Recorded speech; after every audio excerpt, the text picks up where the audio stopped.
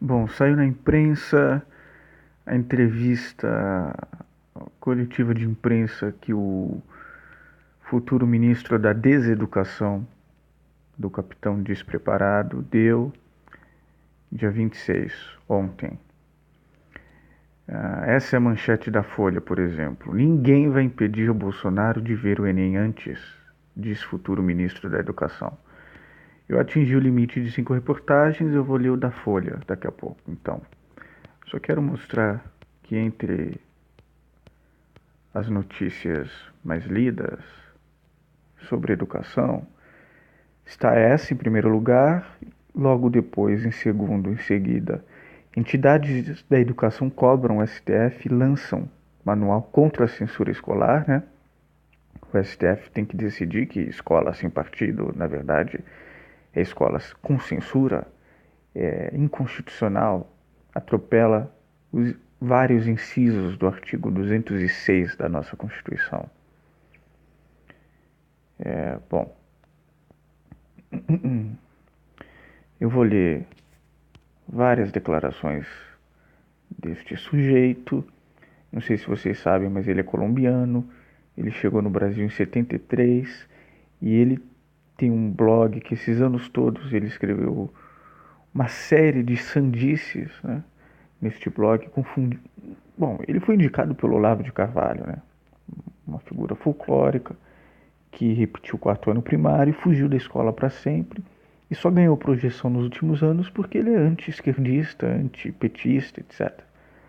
Então ele atinge essa camada da sociedade brasileira mediana, que está meio insatisfeita ou muito revoltada com a economia, e ganha no discurso fácil. Mas ele já está sendo desmascarado. Então, esse ministro e aquele chanceler foram indicados por Olavo de Carvalho. São sujeitos impossíveis, absurdos.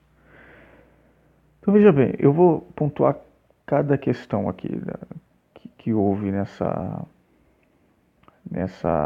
entrevista com a imprensa. Quem define gênero é a natureza, diz o futuro ministro da Educação. Bom, disse que Ricardo Vélez Rodrigues, que inclusive só deu aula em colégio militar, sabe? Isto é um sujeito sem qualquer conhecimento das salas de aula do Brasil, é um sujeito sem conhecimento do funcionamento do corpo discente e docente, e sem qualquer experiência na administração pública, como vários educadores e figuras ligadas à educação do país, mesmo de direita, têm pontuado.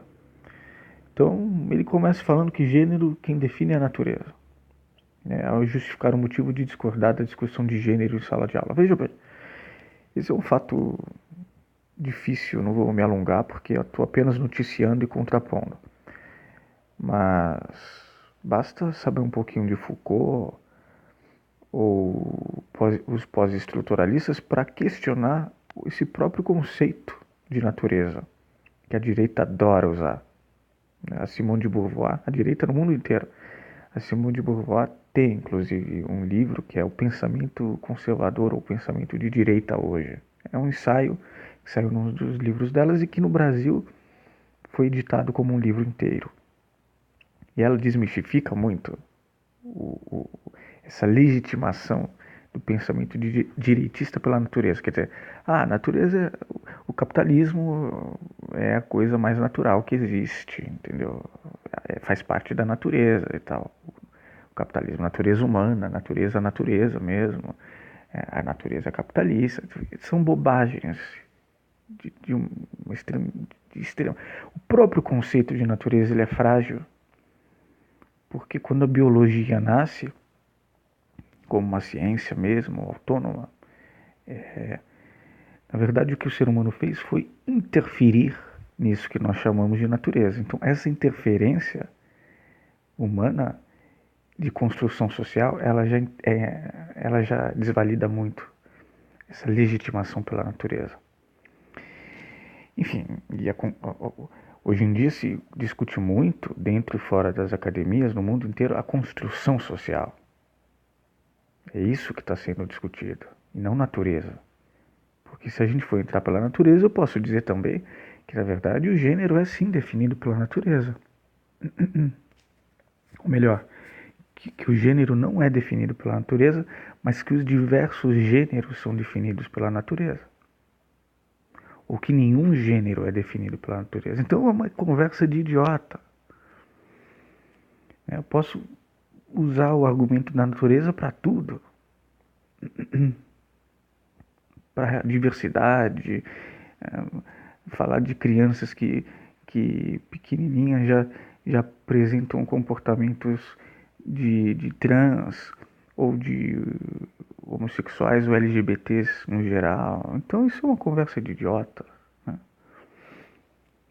É muito mais profícuo o debate quando eu coloco a natureza como um testemunho da diversidade, inclusive sexual e de gênero no total.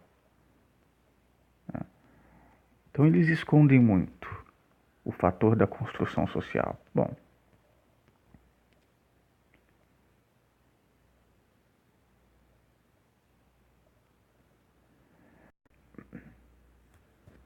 acho que eu falei que essa matéria, essa reportagem era do UOL, na verdade é do G1.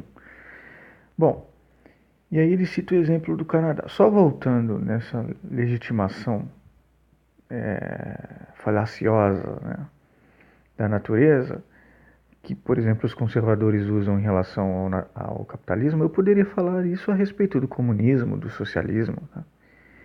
Até da aristocracia. A natureza é aristocrática, ou a natureza é socialista completamente, porque todos os seres comungam um canto ao sol, o seu canto para dormir, a, a alimentação que ele precisa e tal. Então, esse papo de natureza, ele é completamente falacioso, superficial. Depois, que os conservadores usam muito, né, de maneira equivocada, inclusive sem conhecer um pouco sobre biologia, porque se a gente for estudar biologia, a gente vai ver que as espécies têm comportamentos homossexuais. São decisivos para várias espécies. Bom, ele cita o exemplo do Canadá, onde esteve em julho visitando parentes. Disse que o país decretou a educação de gênero por meio de uma lei federal, mas as províncias autônomas começaram a discutir o tema localmente e algumas, onde o governo é conservador, derrubaram a lei. Bom, por que ele não pega também a legalização da cannabis contra o tráfico de drogas que o Canadá fez? Isso eles querem, né? Eles querem amordaçar não só o pensamento crítico, mas o conhecimento histórico sobre fatos históricos. Querem um revisionismo e um ideologismo psicossociais. Bom, então eu acredito que quando ele diz, quando consultadas as pessoas onde moram, enxergando o indivíduo, a educação de gênero é um negócio que vem de cima para baixo, de uma forma vertical e não respeita muito as individualidades. A culminância da individualização qual é? A sexualidade. Então, se eu brigo com um indivíduo, vou brigar com a sexualidade e vou querer regulamentar a sociedade por decreto, o que não é bom. Eu acho que é um tiro fora do alvo, afirmo. É um debate inócuo, né? Bom, sobre escola sem partido, ele diz que a doutrinação não é boa para o aluno. Não há doutrinação, meu senhor. Há doutrinação nos colégios de quartel onde você, e militares onde você deu aula. É lá onde tem, e nas igrejas, nos ambientes conservadores que há doutrinação. Vai visitar as escolas, vai ver quais são as urgências. Você vai ser ministro se eu não me engano, da segunda maior pasta do orçamento público de um país dessa dimensão. Não é a Colômbia, não, de onde você veio, é o Brasil, onde professores precisam ser valorizados, a infraestrutura das escolas estão necessitando urgentemente de reformas, uma qualidade no ensino, mas mantendo o pensamento crítico e o debate plural e democrático, como garante o artigo 206 da nossa Constituição. Não acredito que haja violação dos direitos das pessoas para se exprimirem, ele declarou. Ele é a favor, no blog dele, de comissões de ética, na verdade de moral. Essa gente não sabe o que é ética. De moral, né? Moralistas nas escolas. No blog dele ele defendeu isso. Como não vai ver uma violação dos direitos das pessoas. Já tem deputado ameaçando professores, pais ameaçando professores. É uma lei nazifascista que incita isso nas pessoas. Bom, sobre o Enem, a prova precisa ser preparada com isenção, para que não seja veículo de disseminação de determinadas posições ideológicas ou doutrinárias. De novo, eles vêm com isso. Tem que ser uma prova que avalie realmente os conhecimentos e que não obrigue o aluno a assumir determinada posição com medo de levar pau, entre aspas. É como ele chama. Tem muito aluno que me falou, professor, eu tento responder. Aluno? Que aluno? Os militares? Professor, eu tento responder certo. Não quero levar pau por isso, porque tento responder o que eu espero que os questionadores eu respondam. E o pior é essa parte. Perguntado se a prova poderia passar pelo crivo do presidente, ele respondeu que se Bolsonaro quiser, ninguém vai impedir. Isso não teria nem que ser perguntado pelos jornalistas. Isso vai contra as regras e a lei. Em nenhum lugar do mundo um concurso desse porte ou qualquer outro se vazam informações, muito menos para alguém que está no poder, como o presidente da República. Né? O Brasil é um vexame nacional e internacional, isso. Típico de ditaduras e de governos absolutistas. Ou é uma monarquia absolutista, onde o príncipe tem poder absoluto, ou é um ditador. Só isso que pode ser feito. E ele disse, se o presidente se interessar, né? Ninguém vai impedir. Ótimo que o presidente se interesse pela qualidade das nossas provas. Meu senhor, você imagine os estudantes indo fazer uma prova onde já vazou. Uma prova que já está vazada. Como inclusive, se eu não me engano, aconteceu em edições anteriores. E aí é uma polêmica. A prova tem que ser refeita. Os professores, quem faz a prova se sente num papel de idiota quando isso acontece. Imagina quando alguém que está no poder é completamente... Essa gente, ela vive em outro mundo, ela não sabe das leis do país, da sociedade brasileira, da pluralidade e diversidade do país. Não sabe. São burros. Sobre a universidade... Não, mas esse é o mais sério, sobre o Enem. Porque não é só o Enem. Do Enem pode ir para qualquer outro assunto do país. Quererem cavocar, quererem abrir o sigilo, a privacidade. É seríssimo. Movimentos estudantis, professores, educadores, até advogados dos direitos humanos e pessoas que defendem, todas as pessoas que defendem a Constituição, têm que já agir, para mostrarem a nossa força para essa gente. Porque eles vão dando essas declarações e a imprensa fica toda conivente. Ninguém informou ele que não se faz isso em relação ao Enem? Não estamos num governo absolutista nem ditatorial. Ou é isso que eles querem? Não há essa possibilidade de vazar a prova. Nem qualquer outra coisa. O que eles querem é controle, doutrinação. São eles que querem, mas eles desviam o foco. E tem muita gente que compra. Olha, vou contar para você.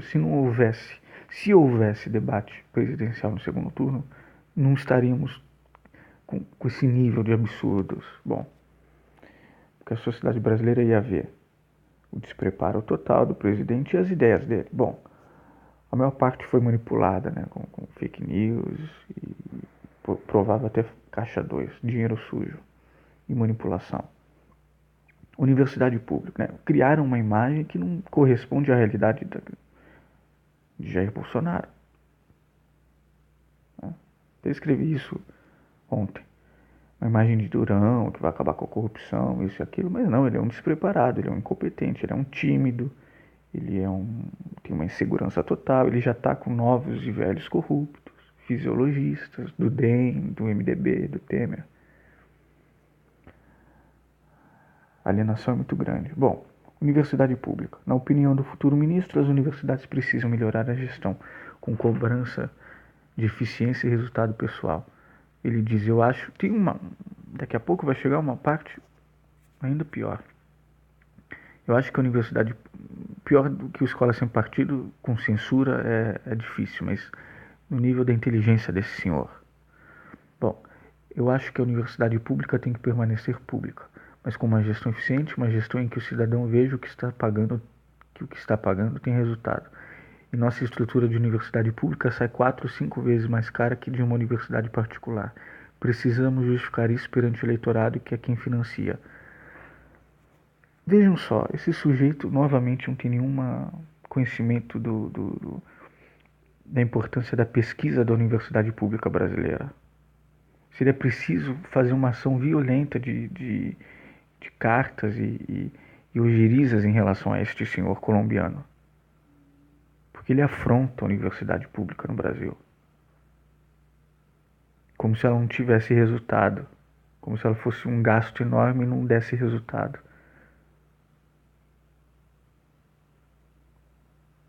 E ele fala mais.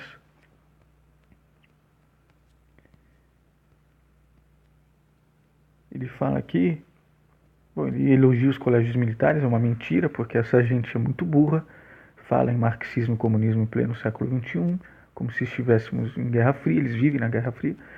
E ele termina assim, sobre o ensino médio, que os estudantes saiam preparados para o mercado de trabalho. Mas vejam o que ele diz, abre aspas, nem todo mundo é chamado à universidade. É bobagem pensar que a democratização da universidade é universal. Nem todo mundo gosta de universidade. Eu acho que, bom, e daí? Eu acho que o segundo grau teria como finalidade mostrar ao aluno que ele pode pôr em prática esses conhecimentos e ganhar grana com isso, como os youtubers estão ganhando grana sem frequentar a universidade. Vejam que um postulante. Então vejam que o que fica claro aqui, além desse ideologismo, dessa doutrinação militarista, revisionista deles, fica claro uma tentativa completamente mercantilista. Né? É um ensino mercantilista do dinheiro apenas. Não há problema nenhum no dinheiro, mas não se quer investir num pensamento crítico. É por isso que ele não sabe como as universidades no Brasil elas produzem bem a nível internacional. Elas garantem bons resultados. Mas resultado para esse senhor e para quem ele está representando, porque na verdade ele é serviçal, ele é lambe-botas, tanto de militares, com quem ele sempre conviveu, e ele é serviçal de mega empresários, de gente que quer privatizar universidades, escolas, etc. Né? Num modelo, entre aspas, ultra neoliberal, porque na verdade também não tem nenhuma competição, é tudo monopólio, ligado inclusive a investidores estrangeiros. Além desse controle no ensino para doutrinar e criar gados, pessoas para o mercado, também há essa perseguição a quem pensa criticamente. É uma coisa terrível essa junção de extrema direita, esse extremismo de direita fundamentalista, porque ele também defende valores cristãos, conservadores, ultraconservadores, com um ultraneoliberalismo econômico. É uma junção assim, é um desastre, é o apocalipse, realmente. Para citar a Bíblia, é o apocalipse. Né? É o apocalipse das massas, é o apocalipse dos indivíduos, é o apocalipse dos serviços públicos do Estado. Né? Então, volto a dizer, movimentos sociais, estudantis, educadores, que têm cobrado o STF a respeito da inconstitucionalidade do Escola Sem Partido, precisam desde já criar um campo, junto com pessoas ligadas à lei, para dar uma ojeriza para esse cara nem tomar posse. Nem tomar posse. 2019 vai ser o quê? Um ano de greves e greves? Ele vai levar greve na cabeça? Como é que um cara desse vai dialogar com reitores? Reitor da USP já disse, escola sem partido não entra aqui. Como é que ele vai dialogar com estudantes? Enfim, num país desse tamanho, meu Deus do céu. num portunhol sofrível e com essa cabeça de ervilha que ele tem. Não sabe nada da geopolítica, assim como esses militares. Não sabe nada de geopolítica, de economia, de sociedade brasileira. Não sabem nada. Vivem num quartel como se ainda fosse a Guerra Fria. Ressentidos com as políticas sociais que deram certo da esquerda. Em vez de melhorá-las, querem destruir tudo no arrasa quarteirão. Ele e o Paulo Guedes, que é um pouquinho melhor porque fala em social-democracia, mas a ataca.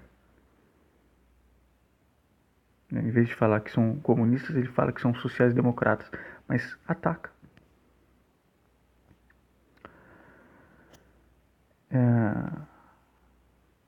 Bom, volto a dizer, não vamos subestimar essa gente, porque embora eles sejam impossíveis, absurdos e tal, existem vários deles assim no Ministério Público, nas próprias universidades, várias Olavetes. São pessoas que querem chegar ao poder, querem ser reitores, querem ser juízes, querem fazer parte, estão ligados a esse governo que vem aí. Né? São pessoas tão obscurantistas que negam a própria... Além dos absurdos do Olavo de Carvalho, que eu sempre digo, o que fica de mais absurdo, de mais terrível e perigoso é que são pessoas que negam as próprias liberdades burguesas liberais. São a favor da ditadura, da censura, da tortura. E precisam ser colocados em seus devidos lugares. A esquerda vai ter que intervir com a população mais pobre, que está toda cooptada pelos fundamentalistas religiosos, pelos evangélicos. Vai ter que falar com a massa de jovens, explicar as coisas, fazer um debate popular, amplo, nacional, sobre capitalismo, sobre comunismo, sobre Estado, sobre administração pública.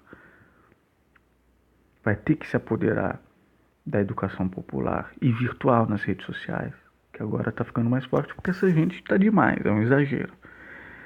Deixo o meu repúdio a este ministro da Deseducação e desejo, não só eu, vários colegas meus, e eu acho que, volto a repetir, os movimentos deveriam estar na rua pedindo isso, a queda dele desde já.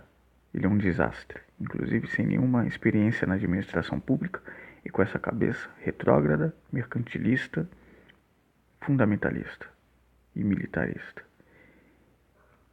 E ultra neoliberal num país que necessita dos serviços públicos e que tem universidades públicas importantíssimas. Ouviu?